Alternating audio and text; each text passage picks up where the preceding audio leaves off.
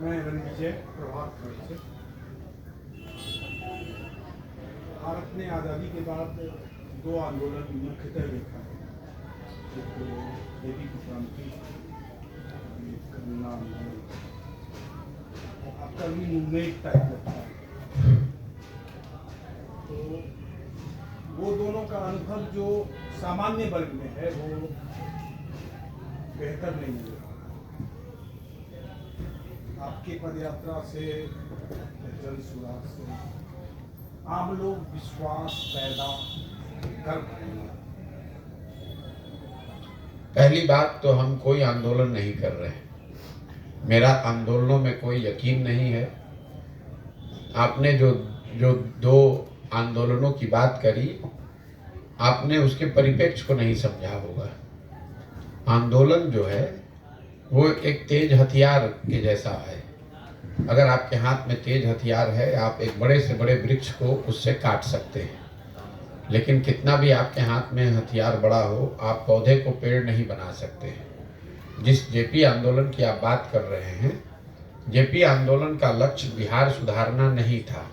उस आंदोलन को बढ़िया से पढ़िए और समझिए। आंदोलन का लक्ष्य था उस समय की देश की सत्ता में काबिज कांग्रेस इंदिरा गांधी को हटाना। उसमें उनको सफलता मिली। अब आप कह रहे हैं कि आंदोलन हुआ, बिहार में सफलता नहीं मिली, तो यही बात मैं आपको बता रहा हूँ। आंदोलन से समाज का निर्माण नहीं हो सकता है। जो कुर्सी पर बैठा है आप उसको हटा सकते हैं, नए समाज का निर्माण नहीं हो सकता है। अन्ना आंदोलन की आपने बात करी, अन्ना आंदोलन से भी जो उस समय देश में जो व्यवस्था थी वो यूपीए हट गई। सृजन का एक अपना समय और एक अपनी पृष्ठभूमि है। आप आंदोलन और क्रांति जब लोग शब्द प्रयोग करते हैं, उनको ये पता ही नहीं चलता है, दोनों को मिक्स कर देते हैं। आंदोलन और क्रांति से आप लोगों को सत्ता से हटा सकते हैं, नई व्यवस्था नहीं बना सकते। और बिहार के नज़रिए से, जैसा कई लोगों को लगता है कि जेपी के आंदोलन से निकले लोग ही बिहार चला रहे हैं, ये तो उन लोगों का दावा है। जेपी के आंदोलन में लालू, नीतीश और सुशील कुमार मोदी के अलावे भी बहुत लोग थे। जेपी का आंदोलन हुआ 70 के दौर में, 75-77 के दौर में। लालू जी मुख्यमंत्री बने 1990 में। तो ये कौन दावा कर सकता है कि अगर जेपी जिंदा होते तो लालू जी को मुख्यमंत्री बनाते? ही तो खुद से इन लोगों ने अपने आप को कह दिया कि हम ही जेपी के मानने वाले हैं, करने वाले हैं। महात्मा गांधी ने आंदोलन किया, देश में स्वतंत्रता का आंदोलन चला 45, 50, 100 बरस। आज कांग्रेस के लोग अगर कुछ गलती करेंगे तो उसके लिए दोष आप महात्मा गांधी को देंगे। उस आंदोलन की शुद्धता, उसके प्रभाव को कम नहीं करके आंका जा सकता है। समय के साथ उस आंदोलन से निकले हुए लोग, उसके विचारधारा वो गलत हो सकती है, लेकिन इसका मतलब ये नहीं कि जिन्होंने वो प्रयास किया वही गलत है। हनुमान नगर का मुख्य समस्या आपकी नजर में क्या आया है?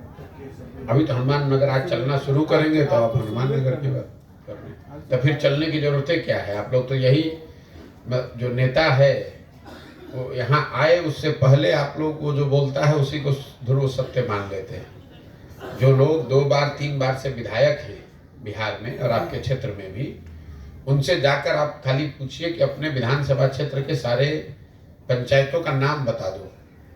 3-3 बार से जो विधायक सांसद है वो अपने अपने क्षेत्र का पंचायत का नाम नहीं बता सकता है। समस्या का तो बातें छोड़ दीजिए। मैं दावा कर रहा हूँ कैमरे पर, आपके विधायक अगर यहाँ के पंचायतों का नाम बता दे बिना कागज देखे हुए, तो आप जो कहिए मैं मान लेता हूँ। एक विधानसभा में औसतन 25 से 30 ग्राम पंचायत होता है। कहाँ विधायक लोग को मालूम है कि कौन 30 को पंचायत है? कोई नहीं बता पाएगा उसमें। आप पंचायत की अलग अलग समस्या, ऐसे ही थोड़ी में 15 महीना लग रहा है। हम भी तो 6 महीना में पूरा बिहार घूम सकते हैं। एक एक जिले में 1-1 महीना, 1.5-1.5 महीना, 2-2 महीना क्यों लगता है? सिर्फ हम चल नहीं रहे हैं।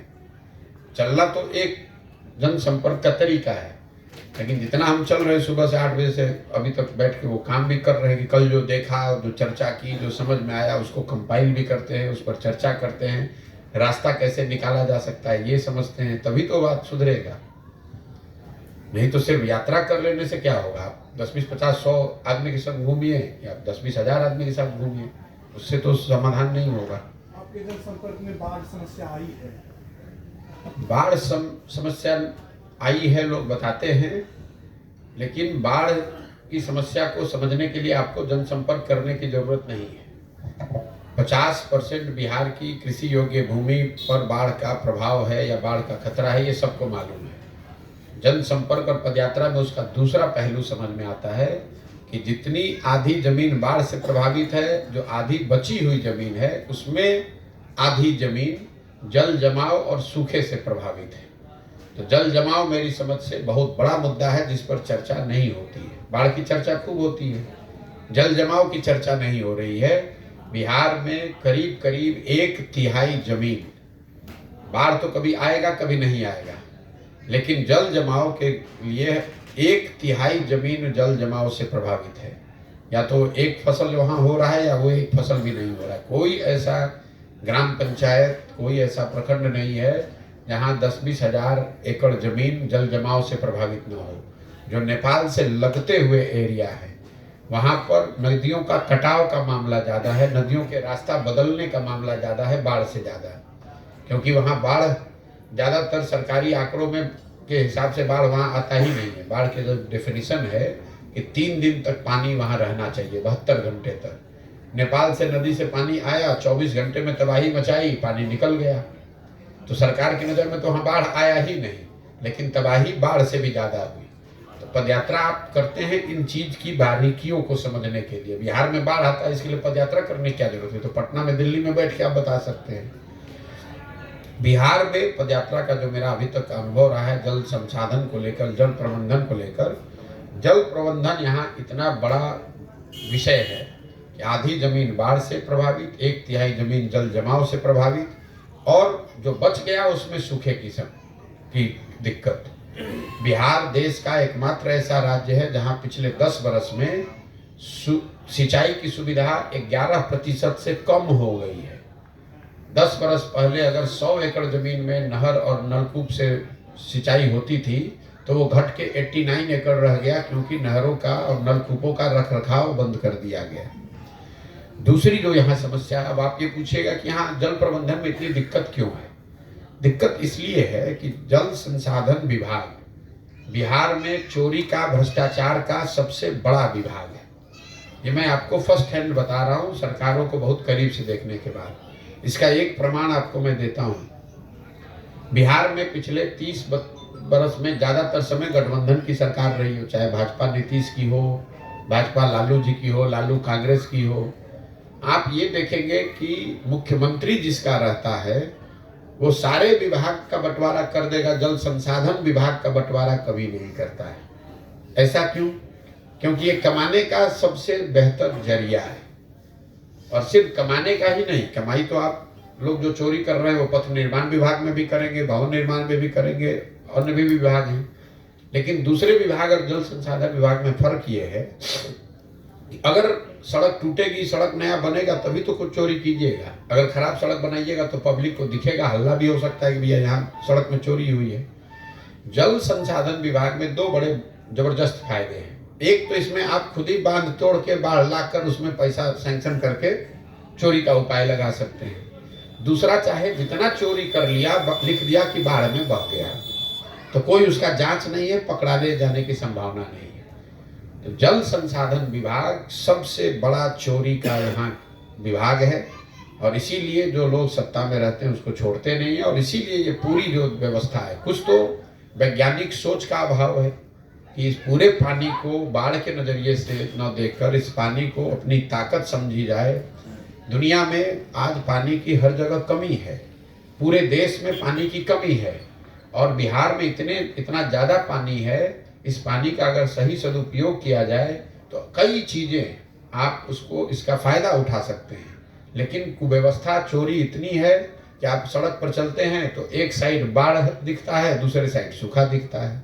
एक साइड खेत में पानी भरा हुआ है 9 महीने, इसलिए फसल नहीं हो रही है, दूसरे साइड पानी नहीं पहुंच रहा है, इसलिए फसल नहीं हो रही है। तो क्या लगता है कि सर ये बाढ़ जो है सत्ता वाले को ये फायदा देने वाली होती है? और बिल्कुल भाई, सिर्फ बाढ़ नहीं, पूरा जो जल प्रबंधन है बिहार में, जो सिंचाई की योजनाएं चल रही हैं, मुझे लग रहा है कि महाराष्ट्र के बाद एकदम मेरे पास इसका सही आंकड़ा नहीं है, लेकिन मेरा अनुमान है कि महाराष्ट्र के बाद सबसे ज़्यादा सिंचाई की लंबित परियोजनाएं बिहार में हैं।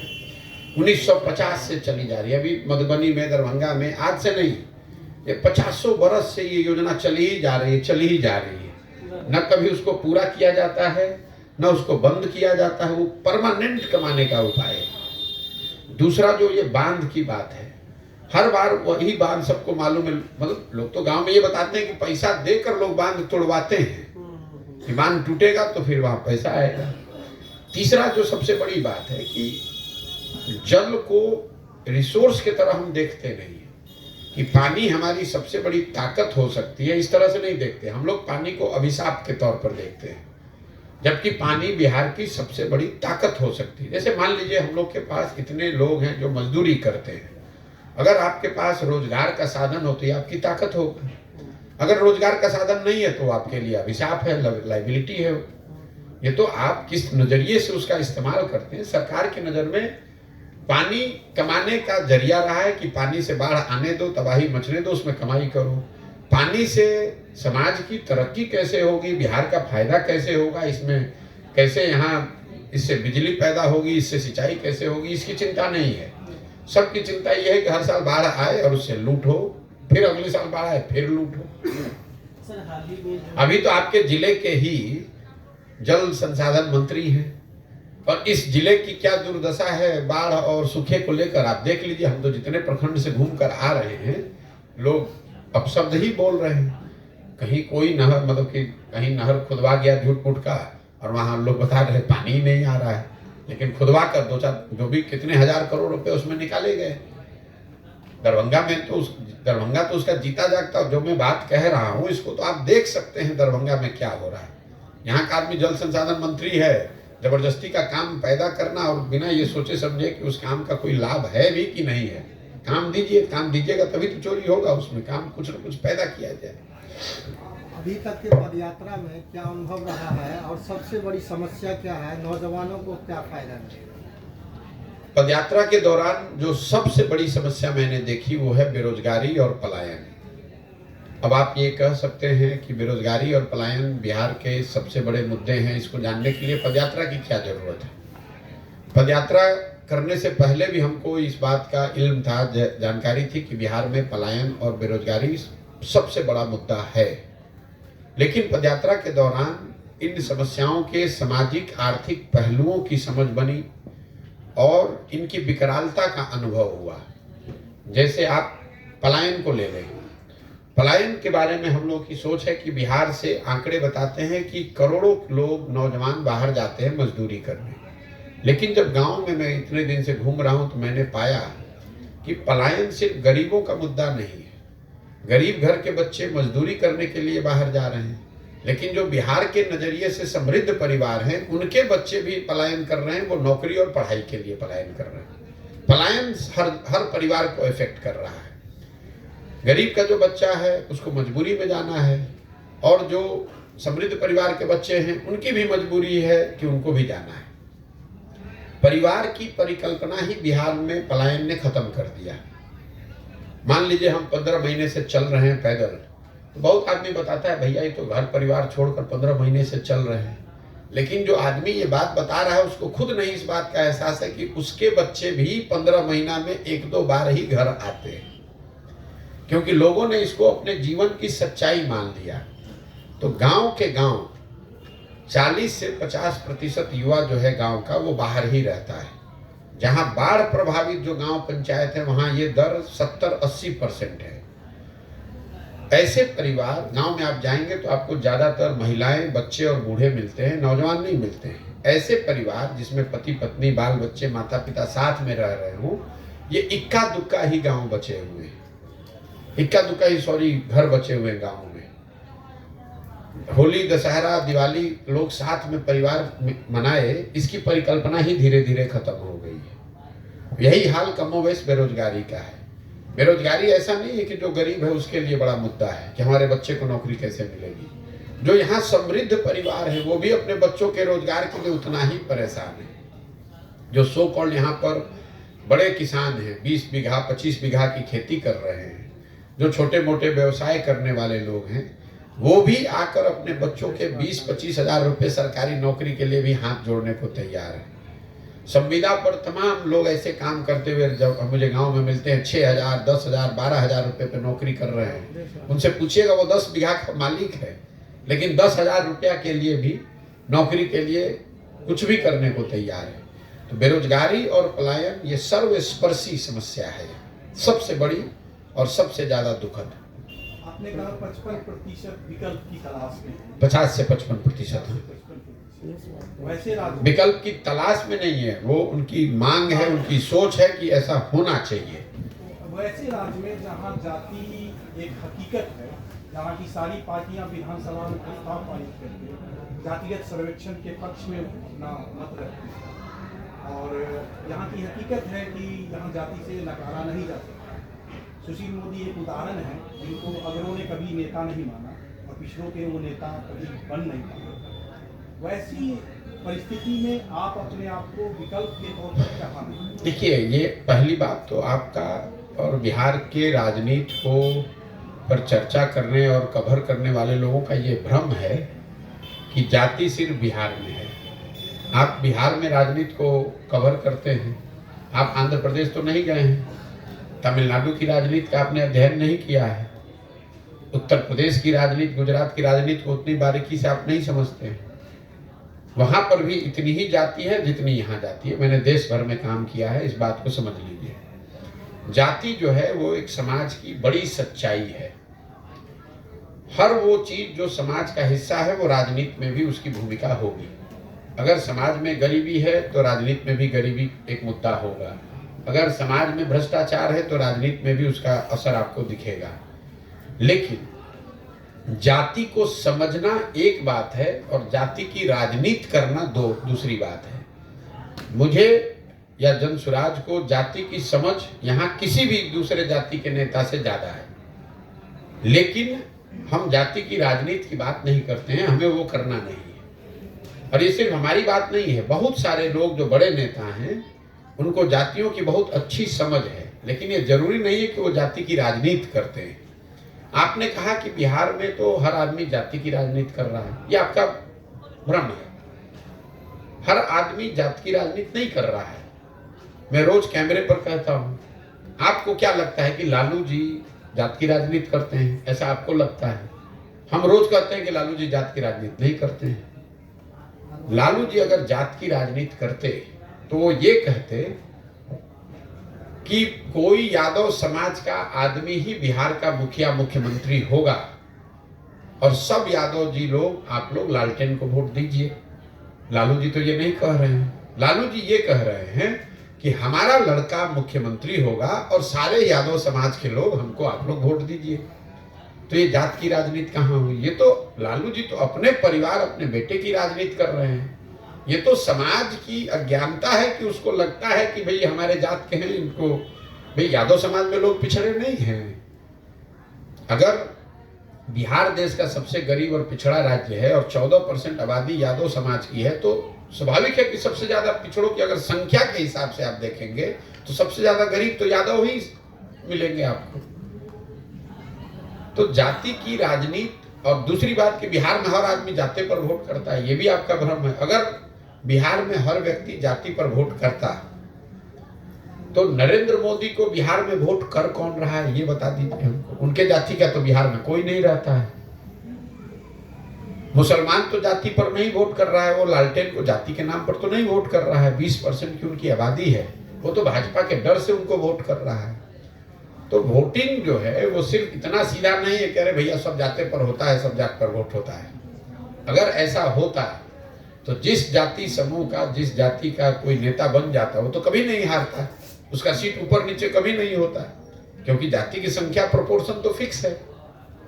संविधान में अवसर की समानता का अधिकार दिया है जी।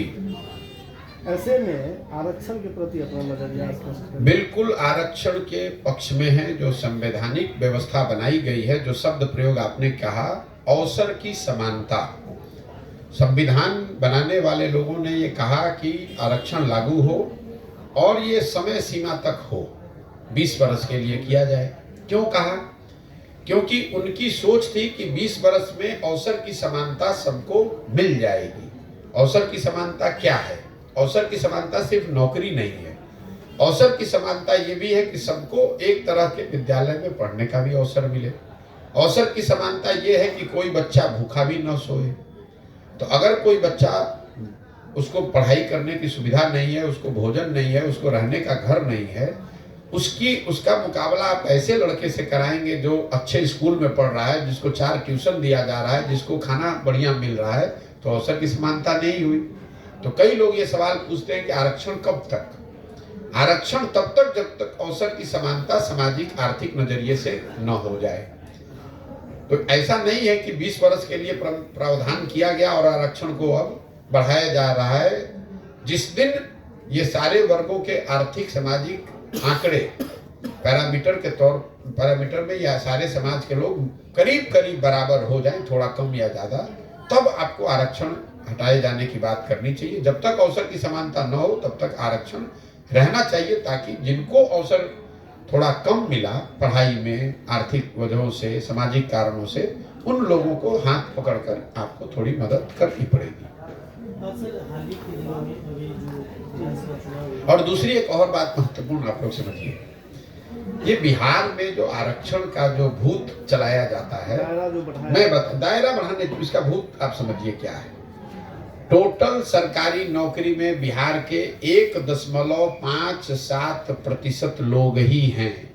चपरासी से लेके मुख्य सचिव तक सबका संख्या जोड़िएगा तो वो है 1.57%। जो बिहार की आबादी है उसका 1.57% ही सरकारी नौकरी में है।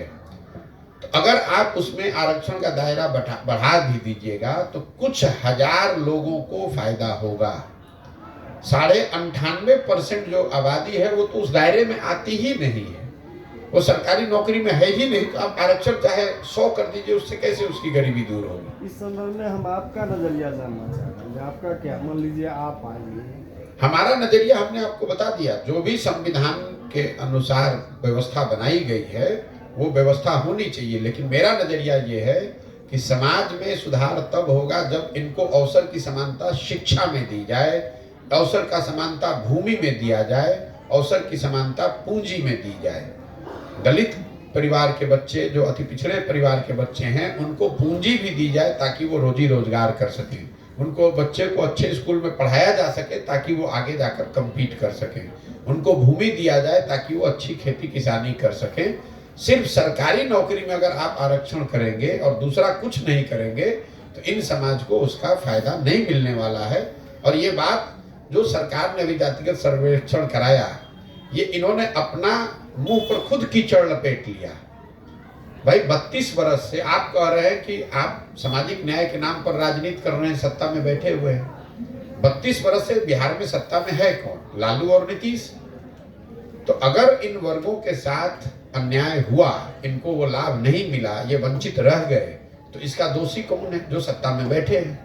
तो लालू नीतीश को ये जवाब देना चाहिए कि 32 वर्ष सामाजिक न्याय के नाम पर राजनीति करने के बाद, 32 वर्ष इनके नाम पर, इनके वोट से राजा बनने के बाद आपने इनके लिए क्या किया?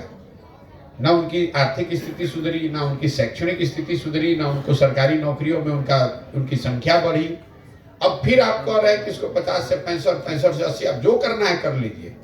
भाई जब वो आदमी चला गया मजदूरी करने बॉम्बे में, तो आप बिहार में सरकारी नौकरी में कितना भी आरक्षण दे दीजिए।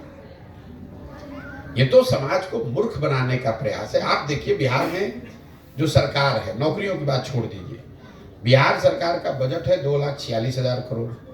60% उस बजट का वाले जो विभाग हैं वो सिर्फ 2 आदमी के पास है, नीतीश कुमार और तेजस्वी यादव। तो भाई आप पथ निर्माण विभाग किसी अति पिछड़े को दीजिए, गृह मंत्रालय आप किसी मुसलमान को बनाइए, किसी दलित को दीजिए, उनको रोक कौन रहा है आप? और अगर कोई नहीं रोक रहा है तो इसका मतलब है कि आप ही दोनों लोग तो मिलकर सबका हक मार रहे हैं। क्या वंचित, क्या अकलियत, क्या दलित, क्या सवर्ण, सबका हक मारकर 2 आदमी बैठा है, वो है नीतीश कुमार और लालू यादव। सर, हाल ही के दिनों में जो कांग्रेस की करारी हार हुई है, उसके बाद जो है अब पीएम पेश के लिए नीतीश कुमार का चर्चा होने लगा है कि क्या करेंगे? मेरे भाई, ये चर्चा आप लोग बिहार में, चूंकि आप बिहार के पत्रकार हैं, तो स्वाभाविक तौर पर आपको नीतीश कुमार बहुत बड़े तोप दिखते हैं।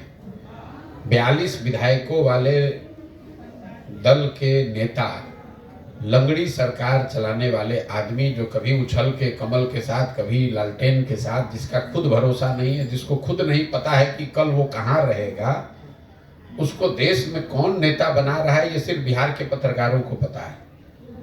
ये जब से महागठबंधन बना है उस दिन से मेरा बयान आप सुन लीजिए। मैंने आपको कहा है कि इसका कोई राष्ट्रीय राजनीति पर इसका कोई फर्क नहीं पड़ने वाला, इसका कोई महत्व नहीं है।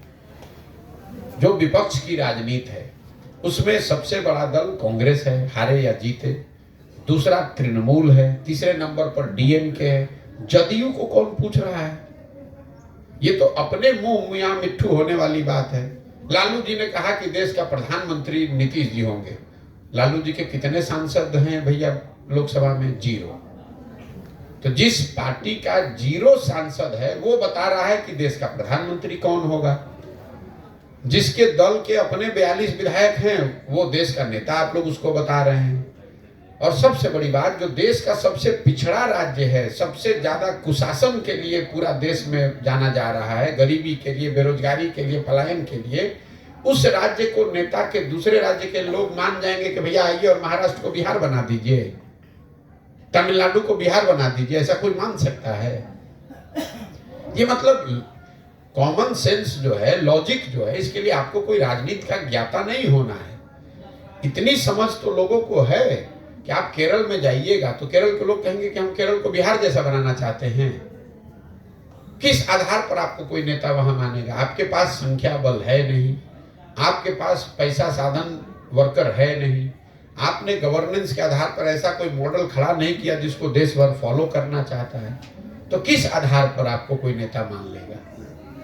इसके लिए आप लोग रोज कौन किससे मिला, अरे भाई कितने बार मिल ले, कितने बार नाश्ता कर ले, कितनी बार चाय पी ले। नीतीश कुमार, हम देखिए रोज रोज इस तरह की भविष्यवाणी नहीं करते हैं। मैंने जीवन में एक बार बंगाल के बारे में बताया कि चाहे देश में जो लोग भी समझें, भाजपा को 200 नहीं, भाजपा को 100 सीट भी नहीं आएगा। और अगर आया, ये आकलन मेरा गलत हुआ तो मैं संन्यास ले लूंगा। भाजपा को 77 सीट आया, आपने देखा। मैंने अभी कुछ दिन पहले आपको बताया है, आपको भी बता देता हूं। नीतीश कुमार का राजनीति का ये अंतिम दौर चल रहा है। कुछ महीने खींच तौर के वो चल पाएंगे। लोकसभा में जदयू को 5 सीट नहीं आएगा। अगर आ गया तो पूरे बिहार की जनता के सामने खड़ा होकर माफी मांगेंगे। नहीं आएगा 5 सीट। उसके बाद कितने दिन नीतीश की राजनीति चलती है, कितने दिन कुर्सी पर रहते हैं, कोई नहीं जानता है। 2 दिन में गिरेंगे कि 2 महीना में गिरेंगे। इनके पास 117 विधायक थे 2014 में, और जब लोकसभा चुनाव में 2 सीट आया तो पद से इस्तीफा देना पड़ा। राजनीति में इतना प्रेशर होता है, जब तक आप जीत रहे तो आप ही माई बाप हैं, जब हारिएगा तो जो माई बाप कहता है वही आपको कुर्सी से उलाटता भी उतने ही तेजी से है। 1 मिनट नहीं लगता है लोगों को रंग बदलने में। तो नीतीश कुमार का अंतिम दौर चल रहा है राजनीति का। मानसिक और राजनीतिक दोनों तौर से नीतीश कुमार कमजोर पड़ गए हैं। जिस तरह का शब्द प्रयोग करते हैं, और देखिए ऊपर वाला जो है ना, नियति जो है वो बहुत ताकतवर चीज है। नीतीश कुमार की ये दुर्दशा हुई है कि जो कुछ भी उनका था, नियति ने उन्हीं के व्यवहार, उन्हीं के मुंह से बर्बाद करा दिया। नीतीश कुमार लालू जी के जंगल राज के खिलाफ, उनका एक चेहरा, एक व्यक्तित्व, एक पहचान थी। नियति ने ऐसा किया कि नीतीश कुमार ही अब उस जंगल राज को वापस लाने वाले बन गए। नीतीश कुमार की छवि थी कि आदमी बिल्कुल सोच समझकर बोलने वाला व्यक्ति है, और अब ऐसे ऐसे शब्द वो बोल रहे हैं कि पूरा देश हंस रहा है और बिहार के लोग उस पर शर्मसार हो रहे हैं। नीतीश कुमार की छवि सुशासन की थी। आज अगर किसी आदमी को बिहार में कुशासन, भ्रष्टाचार के लिए गाली पड़ रहा है तो नीतीश कुमार है। तो नियति की जो इन्होंने किया है दूसरों के साथ, वही चीज नियति इनसे खुद से करा रही है, और ये सुनिश्चित करेगी कि जब ये कुर्सी से हटे तो इनके पास कुछ नहीं बचेगा। लोग अगर 5 वर्ष पहले छोड़ दिया होता तो कम से कम इतिहास में लोग याद करते इस आदमी ने बिहार को सुधारने का प्रयास किया। आज जब नीतीश कुमार को हटाया जाएगा या हटेंगे तो लोग ये कहेंगे भैया जान बचा, ये आदमी पूरा बिहार को बर्बाद करने पे लगा हुआ था। ये नियति की ताकत है। 2023 ठीक है। खत्म हो रहा है। सर, ये कांग्रेस की एक सेकंड, 2023 खत्म हो रहा है। 2025 में विधानसभा चुनाव है। हमको नहीं मालूम है कि 25 में होगा कि कब होगा। लोकसभा चुनाव होने दीजिए, उसके बाद तय होगा कि यहाँ चुनाव कब होगा। आपने उद्देश्य बताया कि विकल्प देना और 10 वर्ष की योजना, जी तो क्या ये विधानसभा चुनाव से पहले? बिल्कुल, विधानसभा चुनाव से पहले। जिला में आप 15 महीने लगा चुके। नहीं, आप भ्रम मत पालिए। 12 जिला ये बिहार के बड़े जिले हैं। दरभंगा को करने में जितना, पश्चिम चंपारण को, पूर्वी चंपारण को करने में जितना समय लगेगा उतना सुपौल में नहीं लगेगा। 45% बिहार पूरा कर लिया, 50% बाकी है। 15 महीना और लगेगा, हो जाएगा। साल भर लगेगा, हो जाएगा। उसमें क्या है। और जैसे जैसे आप इसको करते हैं तो चीज़ों को आप समझते हैं, इसको करने की गति भी धीरे धीरे बढ़ाई जा सकती है, उसमें कोई दिक्कत नहीं है। विधानसभा से पहले हर हालत में 243 जगह पर जन स्वराज का आपको उम्मीदवार दिखेगा। बिहार से पलायन कैसे रुकेगा और यहाँ रोजगार का सृजन कैसे हो सकता है? बिहार से पलायन कैसे रुकेगा, इस पर हम रोज बता रहे हैं। बिहार से पलायन रोकने का, रोजगार का 2 ही तरीका है। पहला, शिक्षा में आमूल चूल परिवर्तन, और दूसरा पूंजी की उपलब्धता। शिक्षा व्यवस्था यहाँ ध्वस्त है, उसको सुधारा जाना है। लेकिन जो सबसे बड़ी बात है, शिक्षा पर तो आप लोग रोज चर्चा करते हैं, कहना आसान है कि शिक्षा सुधरेगा तो रोजगार मिलने लगेगा। जो दूसरी बड़ी बात है, बिहार के पलायन को अगर आप समझना चाहते हैं तो यहाँ पलायन लोगों का नहीं है। यहाँ से पलायन लोगों का श्रम का है, पलायन बुद्धि का है, और सबसे बड़ा यहाँ से पलायन है पूंजी का पलायन। बिहार में रोजगार और पलायन रोकने का जो सबसे सटीक तरीका है कि लोगों के हाथ में पूंजी उपलब्ध कराया जाए, ताकि लोग अपने अपने क्षमता के अनुसार कुछ न कुछ स्वरोजगार कर सकें। अब आप कहिएगा कि अभी ये क्यों नहीं और आप कैसे कर दीजिएगा। बिहार में पूंजी लोगों के पास इसलिए नहीं है कि पूंजी के 2 स्रोत हैं। पहला, जो आप कमाते हैं और कमाकर जो पैसा बचाते हैं वो आपके लिए पूंजी बनता है। दूसरा, जो पैसा आप बचाने के अलावा जब जो जरूरत पड़ती है आप बैंक से लोन लेते हैं। मान लीजिए कि आपने अपने आमदनी से 1 लाख रुपया बचाया, आपको घर बनाना है 10 लाख रुपए का, तो 1 लाख रुपया आप अपना लगाते हैं, 9 लाख रुपया बैंक का लेते हैं, 10 लाख का घर बनता है। तो बिहार इस चीज को देखने के लिए रिजर्व बैंक ऑफ इंडिया एक आंकड़ा जारी करता है जिसको कहते हैं क्रेडिट डिपॉजिट रेशियो, कि समाज के तौर पर कितना पैसा आप बैंक में बचा करके जमा कर रहे हैं और कितना पैसा बैंक वाले लोन दे रहे हैं। आरबीआई ये आंकड़ा जारी करता है, उसको देख लीजिएगा। देश के स्तर पर क्रेडिट डिपॉजिट रेशियो है 70%। मतलब अगर भारत भर के लोगों ने बैंकों में 100 रुपया जमा किया तो बैंकों ने 70 रुपया ऋण के तौर पर समाज को वापस किया, घर बनाने के लिए, गाड़ी चलाने के लिए, उद्योग व्यापार करने के लिए। बिहार में सीडी रेशियो है 40%। 1990 में जब लालू जी मुख्यमंत्री बने तो सीडी रेशियो था 40%। लालू जी का जो जंगल राज चला तो वो घटते घटते हो गया 28%। और जब नीतीश कुमार जब मुख्यमंत्री बने तो 28% सीडी रेशियो था, और अभी उनके 18 साल के प्रयास के बाद ये बढ़कर फिर हुआ 40%। इसका असर क्या होता है इसको समझिए। पिछले वर्ष बिहार की गरीब जनता ने बैंकों में जमा किया 4,61,000 करोड़ रुपया। समझिए इस बात को, पूरे बिहार में लोगों ने जमा किया 4,61,000 करोड़ रुपया। 40% सीडी रेशियो का मतलब है कि बैंकों ने ऋण के तौर पर दिया 1,61,000 करोड़ रुपया। बाकी पैसा कहाँ गया? 2,80,000 करोड़। वो पैसा बैंकों ने यहाँ से ट्रांसफर कर दिया उन राज्यों में जहाँ उद्योग धंधे लग रहे हैं, जहाँ विकास हो रहा है। तो 1990 से पिछले वित्तीय वर्ष तक का आरबीआई का आंकड़ा देखिएगा तो आपको पता चलेगा कि यहाँ से बिहार से 26 लाख करोड़ रुपया बिहार के लोगों का पैसा। आप और हम सोच रहे हैं कि कोई बॉम्बे से आके वो चीनी मिल लगा दे 5,000 करोड़ रुपया का। बिहार के लोगों का 26 लाख करोड़ रुपया बैंकों ने यहाँ से ट्रांसफर कर दिया दूसरे राज्यों में, महाराष्ट्र में, तमिलनाडु में, केरल में, पंजाब में। वहां पर सीडी रेशियो कितना है? उन राज्यों में सीडी रेशियो है 90, 95, 100, 105। मतलब अगर आंध्रा में 100 रुपया लोगों ने बैंकों में जमा किया तो बैंकों ने 105 रुपया ऋण दिया। तो हम लोग यहाँ से खाली अपने बच्चों को मजदूर बनाकर नहीं भेज रहे हैं, यहाँ से हम लोग अपने बच्चों को मजदूर बनाकर भेज रहे हैं। जो हमारे समाज का पढ़ा लिखा आदमी है उसको पढ़ा लिखा कर मैनेजर बनाकर भेज रहे हैं। और जो पैसा हम लोग बचा रहे हैं, इस पैसे को भी हम लोग उन राज्यों में भेज रहे हैं जहाँ उद्योग धंधे लग रहे हैं। तो बिहार, जो दुनिया भर के विद्वान बता रहे हैं लोग, अगर बिहार में क्रेडिट डिपॉजिट रेशियो को सुधार दिया जाए तो हर साल यहाँ 2 से 2.5 लाख करोड़ रुपया अलग से इन्वेस्ट होने लगेगा और उससे यहाँ पलायन और रोजगार का सृजन होगा, पलायन रुकेगा। और ऐसा नहीं है कि ये बैंकों की मनमर्जी है कि वो जितना चाहे दे जितना न दे। ध्यान रखिए, बैंकों पर ये वैधानिक जिम्मेवारी है कि उनको कम से कम 70% लोन देना है हो, और उस कमेटी को खुद चीफ मिनिस्टर, मुख्यमंत्री बिहार के हेड करते हैं।